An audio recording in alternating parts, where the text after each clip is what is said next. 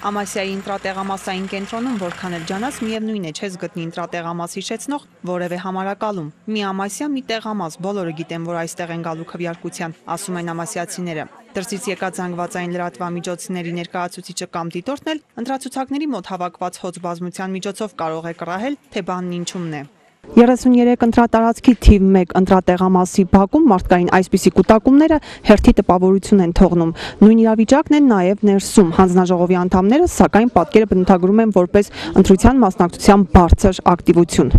Արդեն ընտրատեղամասի ներսում հերթը գոյացել էր քվեախցիկների մոտ։ 15-ից ավել ընտրող, ինչն ի դեպ արգելվում է ըստ ընտրական օրենսգրքի, սպասում էին, թե երբ կհասնի քաղաքացիական պարտքը կատարելու իրենց հերթը։ Այս պապիկն էլ ցանկանալով հնարավորինս շուտ զիջել իր զբաղեցրած քվեախուցը մյուս սպասողներին, վերջիններիս օգնությամբ փորձեց քվեախցից դուրս դնել քվեաթերթիկները ծրարների մեջ։ Մարդկային կուտակումներին ու խառնաշփոթ իրավիճակին հանձնաժողովականները այլ բնութագրում տվեցին։ Նորմալ են բնութագրում ընտրություններին, 10 ակտիվություն կա։ Իդեպ տեղեկատվություն տրամադրելու եւ տեսախցիկի առաջ ներկայանալու հարցում հանձնաժողովի քարտուղարն առավել բարեկիրթ գտնվեց, քան նախագահ Վիլիկ Կարապետյանը։ Վերջինս ոչ միայն խուսափեց մեզ հետ զրուցելուց, նա նաեւ խուսափել էր հանձնաժողովի նախագահի մասին վկայող համապատասխան վկայականը հագուստի վրա կրելուց։ Ամասիայի թիվ 1 ընտրատեղամասում որքան էլ մարդկային կուտակումները բնորոշվեն որպես ակտիվություն, այնուամենայնիվ 1571 ընտրողից տեղական ինքնակառավարման մարմինների ընտրություններին կարող է մասնակցել մոտ 1200-ը։ Այսպես է ենթադրում հենց քարտուղարը։ 1571 հոգի փաստացի գրանցվածներն են, սակայն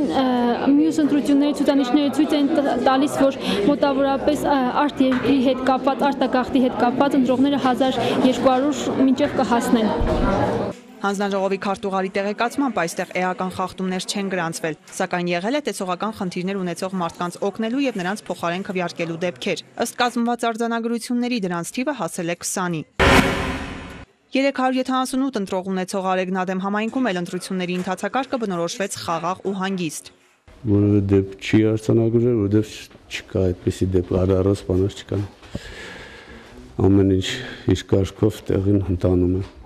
Այն, որ ընտրախախտումներ չեն եղել, լավ է, բայց հանձնաժողովի նախագահ Վարազդատ Նիկոլյանը մոռացել էր նաև Գրանցամատյանում գրանցված արձանագրությունների մասին։ Միայն երբ Արեգնադեմի բնակիչ Գուրգեն Սարգսյանը ընտրության եկավ թորի հետ միասին, վերջինս էլ օգնեց ու քվեարկեց պապի փոխարեն, հանձնաժողովի նախագահը հանկարծ հիշեց, որ օրվա ընթացքում 5 նման դեպք են իրենք արձանագրել։ Ալա Բաղդասարյան, Անդրանիկ Բարբարյան, Ցայք հեռուստաընկերություն։